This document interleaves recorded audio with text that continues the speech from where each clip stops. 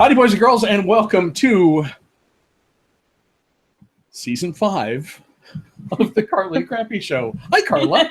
Hi, Crappy. I think we're both just kind of incredulous at this fact, aren't we? I have a ridiculous collection of these, but I picked this one for this show today specifically because 5 years is actually nuts, and but this is enough fun that there's no reason not to keep doing it. This is the point of the season where we kind of reintroduce ourselves to everybody. We sort of get caught up, although we don't really need to get caught up because we I saw each other over the summer because you had a big thing happen over the summer. Just a little thing. It was a fairly big thing. We went to Nashville. Yeah. Nashville was cool. That was one of our big things this summer. What'd you do? Yeah. I got married. Whoa. Which is why you came to Nashville. Yeah. Right. That's right. That's right. It wasn't the barbecue. It was your wedding. Although we did a good job hitting barbecue that week. Oh man, I had meat sweats for like a week after we came home. Because we legit had barbecue every single day that we were in Nashville. As you do. As one does, apparently, and I was not at all displeased. That was a fun weekend. So congratulations. Thank you. You as people who watched the show before know that you're married to a Mr. Fox who works. Yep. At least for the time being for Athlon. I did want to make and we'll get into this a little bit, but I noticed that on the Cover 2 podcast that he does, he picked Michigan to win the Big Ten, which is something that I'm going to have difficulty with. Yeah. I can honestly say that I didn't have anything to do with that. He is my husband. He is my husband now, but I can't control his football opinions. Okay. Even though I try. Yeah. No, that's fine. That's fine. I would say we can do this fact. He is a Gator, so yeah. He seems like a nice guy anyway, so I'm not going to hold that against him. I don't either. That's good. No, we seriously we had a blast in Nashville, and it was great to be at your wedding. And it is almost as much fun to get started with the 5th season of the Carla and Crappy Show. For the uninitiated, Carla and I both attended universities that have very little to do with the national college football landscape. I'm a graduate of Ohio University, and I am a fan of the Ohio State University. Carla has a similar background in that she is a fan of a team that competes on a larger scale than her actual alma mater. Yes, I went to Robert Morris University twice. Mm-hmm. I liked it so much I went back. But I was born and raised a Penn State fan due to my dad's collegiate allegiances. Although I will say that it is a little bit tougher to stay a Big Ten fan when you live in SEC country. So I am kind of adopting Vanderbilt just because they need fans. It's a nice campus. I mean, we actually took a spin by the football stadium while we were in Nashville this summer and poked around the campus a little bit. So no complaints there. Smart people kind of like being a Northwestern fan. You want them to do well, and I understand that. That's fine. Right. Well, and of course, we're recording this show on Wednesday of the week before football, and as is per usual on the first episode of our season, I always discuss about how my Thursday night is going to be ridiculous because the church that we got married in, the church where I sing in the choir, rehearses on Thursday evenings, and we're right across the street from the Vanderbilt football stadium, and Vandy opens at home tomorrow night. Right across the street. Mm-hmm. And Vandy opens at home tomorrow night again. Who they got? Yeah, South Carolina. They got did nothing like jumping right in, huh? Yeah, so they got the Gamecocks at home. Traffic's gonna be a disaster. Yay, choir practice. And actually, we're not talking about that game tonight, but it is gonna be. You have to make yourself the question. You hate to say this about both teams, but the team that loses that game, do they win an SEC game this year? Although Vandy's got high hopes. I'm hearing bowl talk for Vandy. They might sneak in. Okay, no, that'd be fine. That bowl talk would be outstanding, and actually, I've heard the same thing about Northwestern. I haven't seen them in Columbus for a few years, but they do play a game late October, early November that might actually be worth discussing when we get to that point in the season. Yep.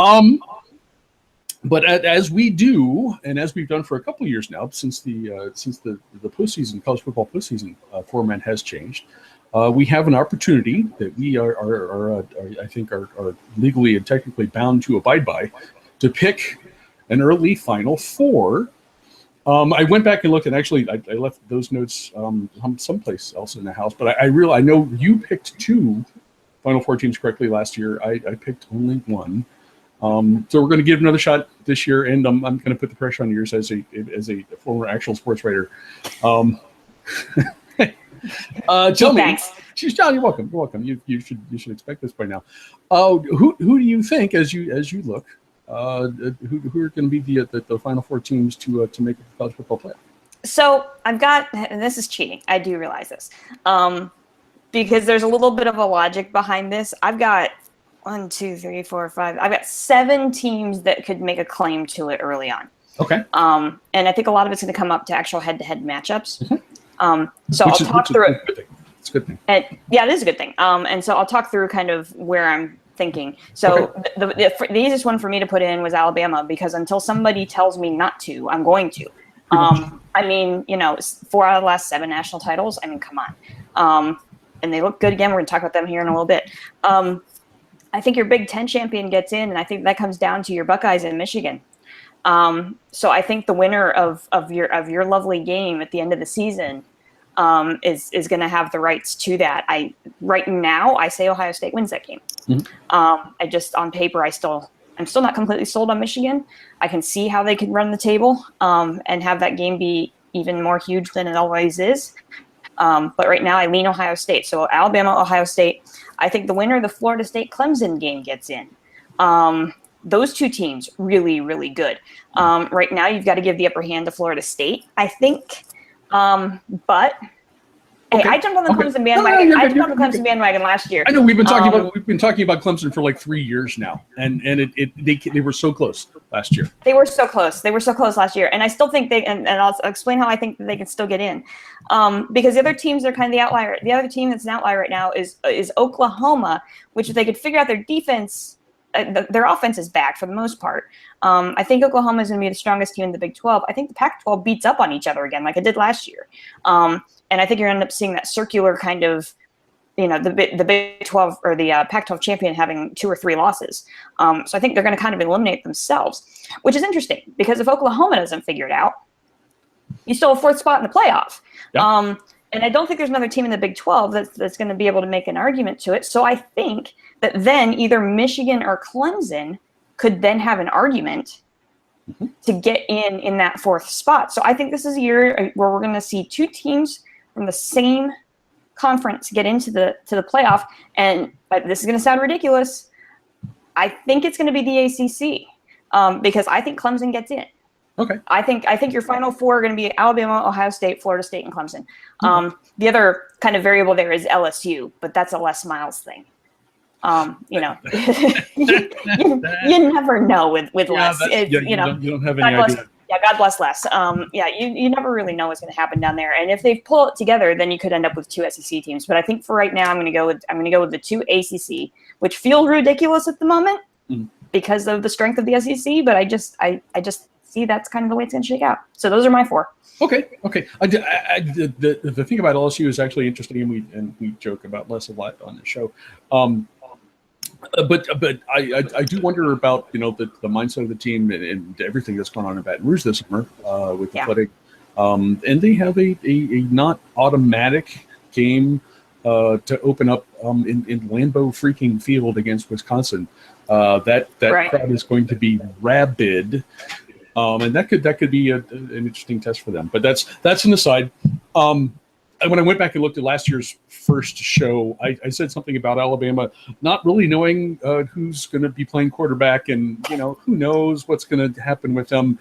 And as it turns out, as you guys know by now that it just doesn't freaking matter. I'm pretty much the same way. You start this list with Alabama and kind of go from there. And until we determine something definitively otherwise, that's how that should be. I am going to my ACC representative is going to be Clemson.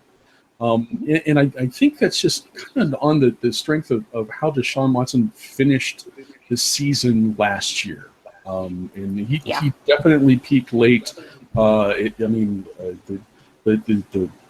postseason against Alabama, that aside, and he needed a bad game.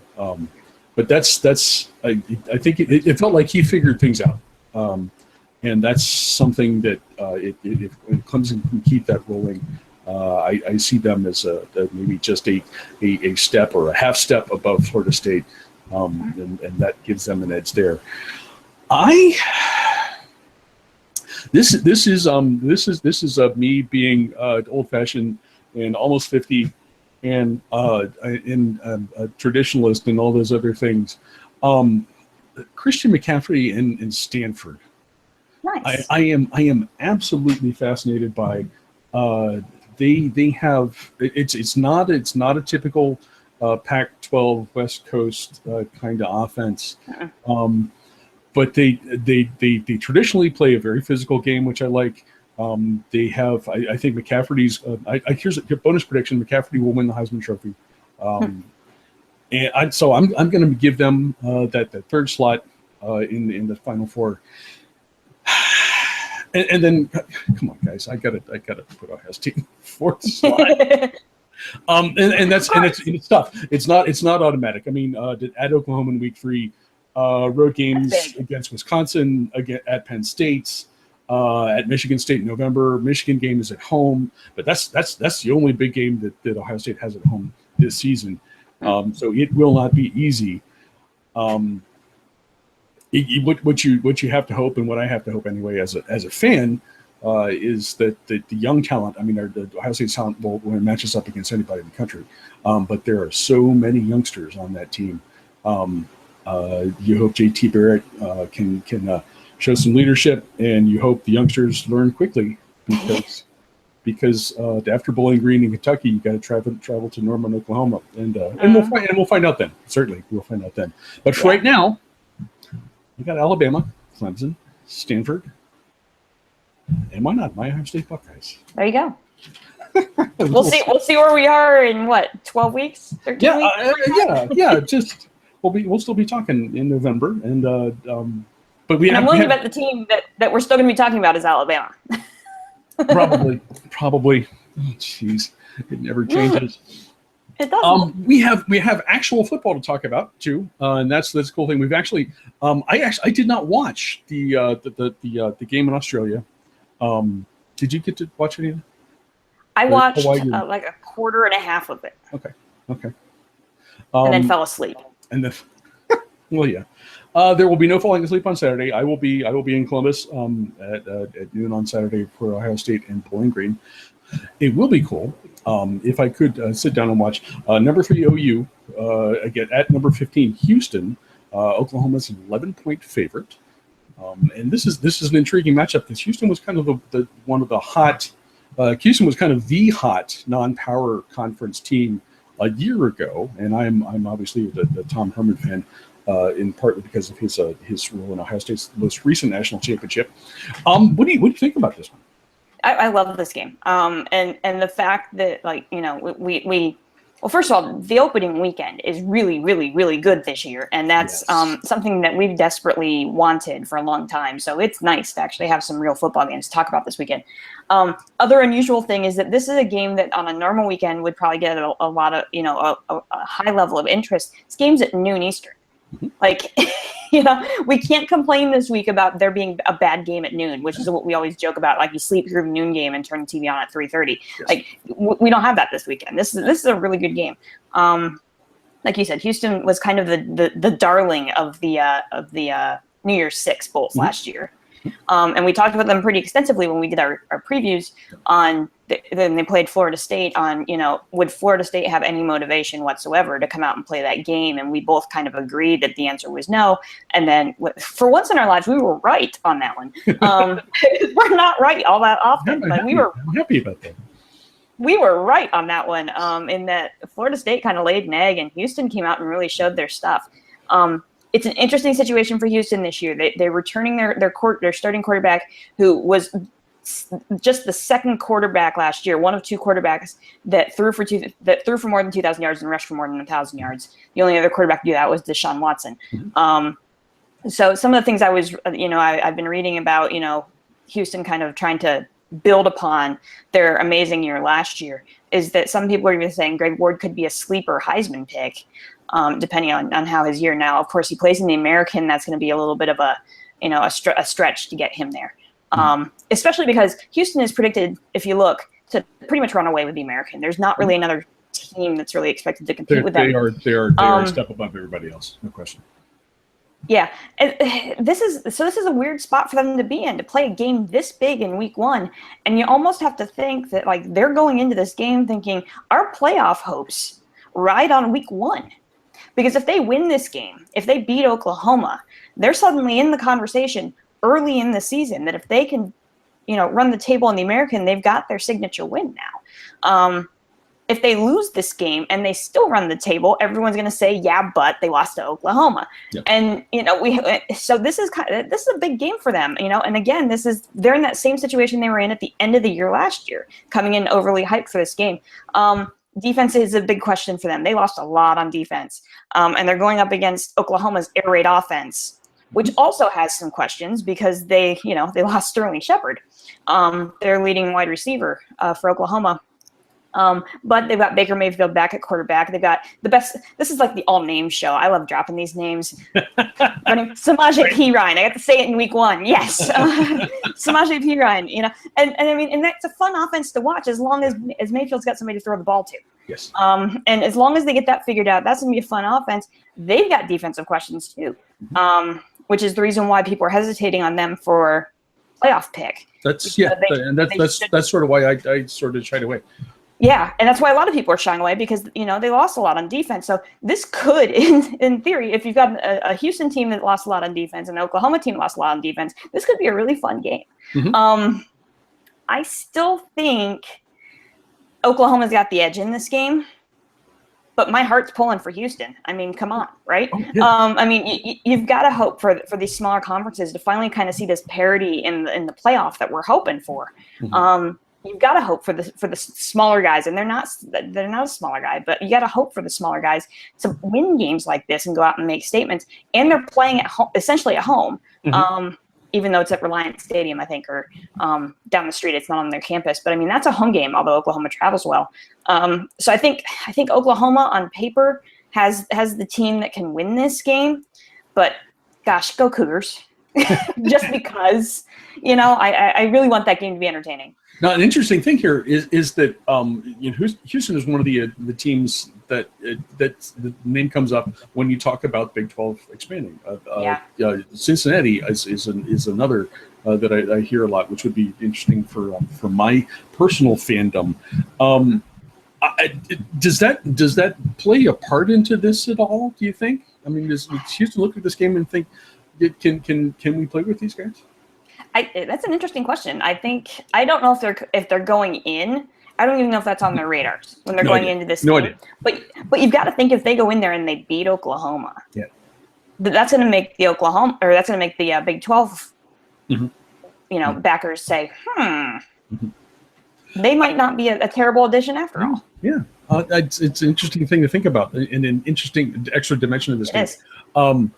I think this is going to be this would be a really, really fun one to watch. Both teams, they're actually, I mean, granted, in the conferences we're talking about sort of different talent levels, but both teams are actually pretty similar statistically a year ago. And Houston was actually just a bit better in terms of scoring defense than Oklahoma was, which is a kind of frightening thing. I think this game it's going to be all offense, and I think Oklahoma it's just the difference in talent between the Big 12 and the AAC. It's just sort of a reality here that's going to be tough to overcome. I mentioned that OU is 11-point favorite.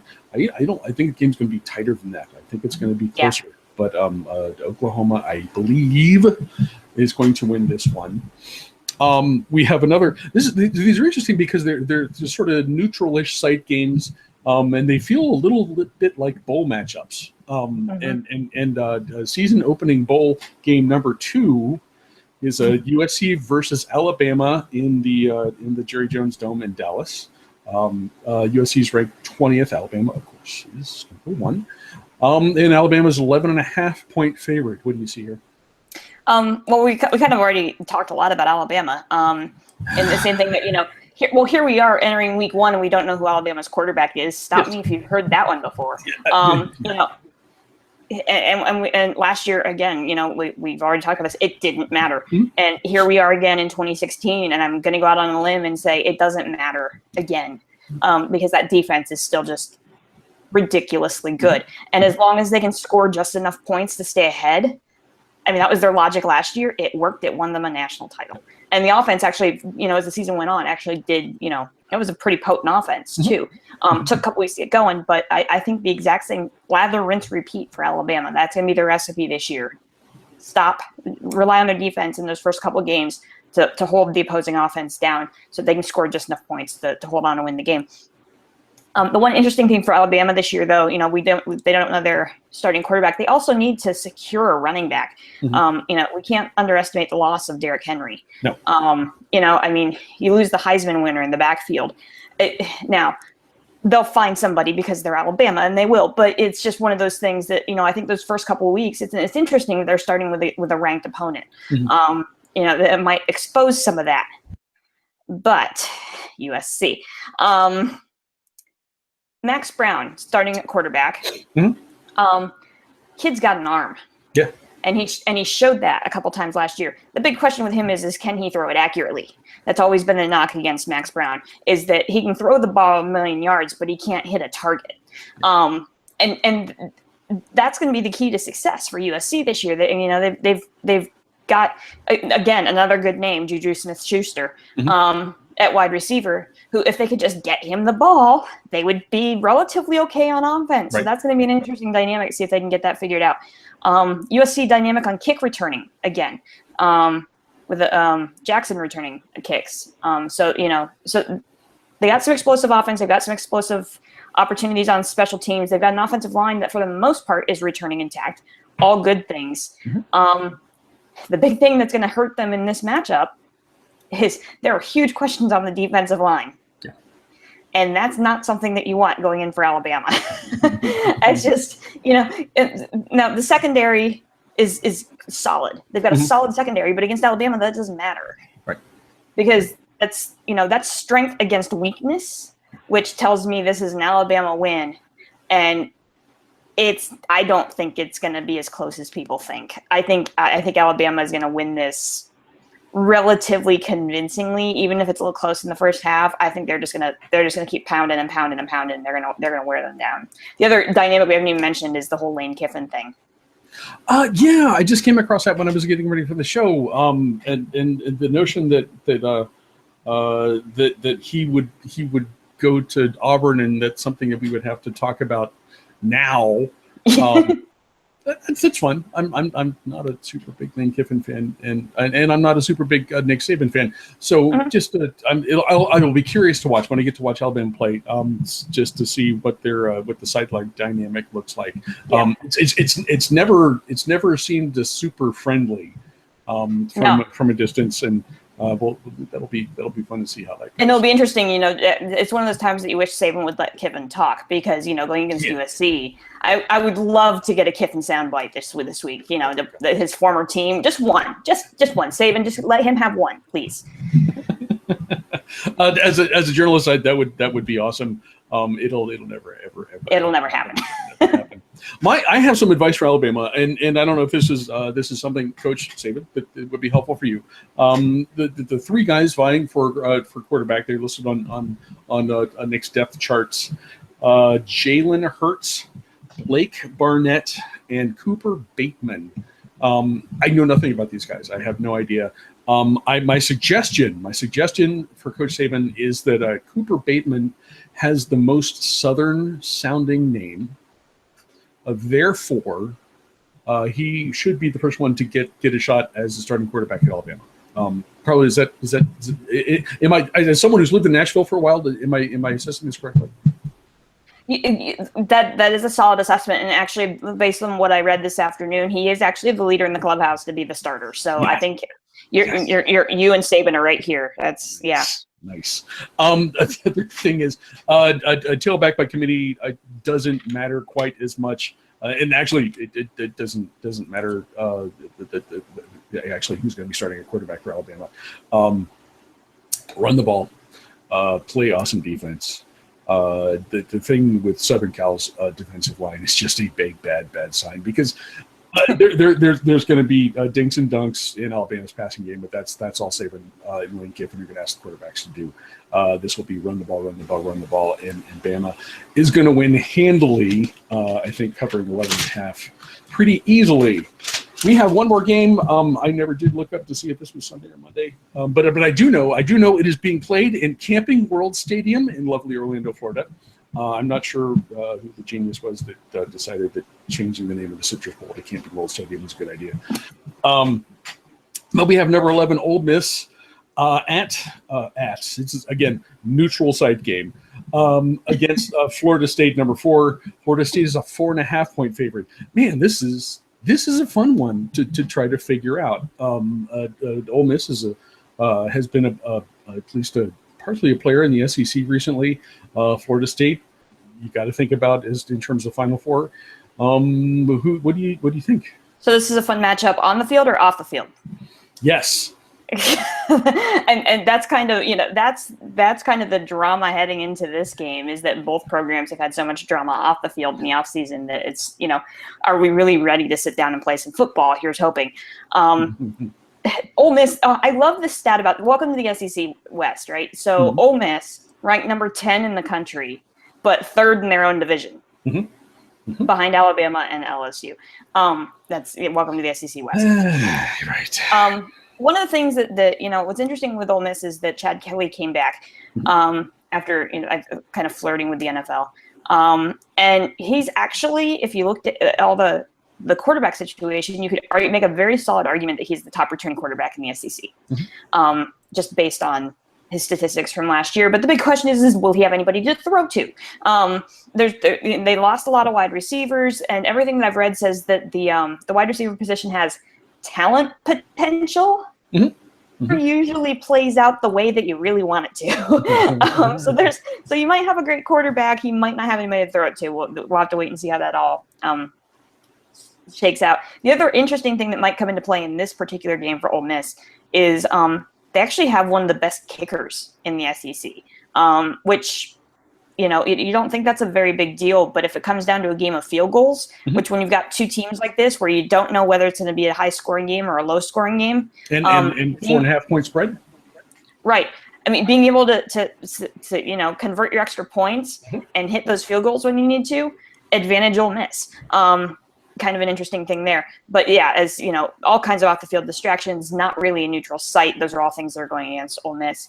Florida State, coming off of last year's embarrassment to aforementioned Houston, trying to kind of redeem themselves heading into this. They've got a new quarterback, another good name, DeAndre Francois. I like that. Francois, yes. So he's starting at quarterback. Delvin Cook back at running back. That's a big addition. And they returned one of their huge defensive ends in DeMarcus Walker, who also flirted with the NFL and decided to come back. So this is two pretty evenly matched teams on paper. If you look at it, I think Florida State has the higher motivation coming into this game just because of the embarrassment after last year losing to Houston. And they want to get themselves back up there to being playoff consideration, essentially playing at home. I say advantage Florida State, but I think this is going to be a really interesting game. Whether or not Ole Miss can put all this off the field stuff behind them and really focus on this game and play football. If they can do that, then it'll be an interesting matchup for sure. But I'm gonna lean Florida State in this one, probably right about where the line is. Okay. You mentioned both of the returning guys for both teams in terms of offense. Chad Kelly at Ole Miss, Dalvin Cook at Florida State. Again, this is my old college football traditionalist side showing. I think it is interesting to wonder about Ole Miss's offense and what they've lost versus a guy who probably will become the all-time leading rusher in Florida State history this season. Couple that with the Florida State defense that almost always is just ridiculously fast, lights out. I'm not saying it's tight. It's not going to be a tight game. It may be the home field advantage in Camping World Stadium will be the difference. But I see a solid ground game and solid defense. And that home field advantage playing in the Seminoles' favor, and I see Florida State winning this one. Although again, 4.5 points sounds about right. That'll be a fun one to watch on Sunday or Monday or whenever it is. Whenever it check happens. your local listings. Yes. Yeah, please do because I forgot to before we started. It's week one. We'll get used to it. It's week one. I mean, we've only been doing this for 5 years, so give me a break. But yeah, guys, that's really all we got. We are looking forward to another fun season. We are looking forward to technological challenges, which come with moving to a whole new platform here in a couple weeks. We are looking forward to a bigger presence on Facebook. Carla, what are you looking forward to? What am I looking forward to? More beer. More Oberon. Am I allowed to say that? Yeah, more beer. Yes, more Oberon in Nashville. More Oberon in Nashville, and that's the kind of the staple with the show is we get to sit here and talk football and drink beer, and it's what more can you ask for in fall in SEC country? Pretty much nothing. Exactly. Pretty much nothing. I'm looking forward to just kind of settling back in and watching some football and having conversations about games that don't mean anything and games that mean a whole heck of a lot. Like, say, Pitt and Penn State this week. Oh, that might be on my radar. I think we might have to talk about that one. Might have to mention that. Guys, thank you very much for watching. Thank you very much for joining us for the fifth year of the Carla and Crappy Show. We will talk to you again in a week. Thanks, Carla. Thanks. Bye.